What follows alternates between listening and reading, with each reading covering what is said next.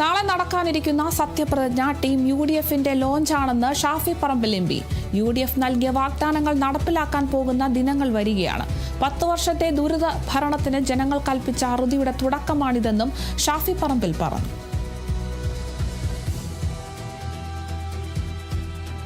നേരെ ഒരു ക്വിക്ക് സ്റ്റാർട്ടാണ്.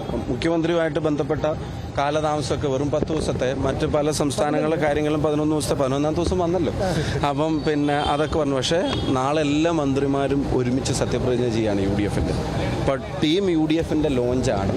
കേരളത്തോട് UDF പറഞ്ഞ വാക്കുകൾ പാലിക്കുന്ന ആ ദിവസങ്ങൾ വരാൻ പോവാണ്. വലിയ കോലാഹലങ്ങളും ബഹളങ്ങളൊന്നുമില്ല.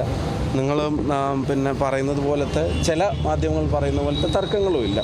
എല്ലാ ഓപ്ഷൻസും പരിശോധിച്ച് ഒരു പ്രൊപ്പോസൽ AICC അംഗീകരിക്കും. അതുപോലെ ഘടകകക്ഷികളുമായിട്ടുള്ള ചർച്ചകൾ സ്മൂത്തായിട്ട് നടക്കുന്നു. അതിനകത്തൊന്നും വലിയ തർക്കങ്ങളോ വലിയ പ്രശ്നങ്ങളോ രൂപീകരണത്തിലേക്ക് പോകുന്ന തരത്തിലൊരു തടസ്സങ്ങളും ഇല്ലാത്ത തരത്തിലാണ് കാര്യങ്ങൾ പോകുന്നത്.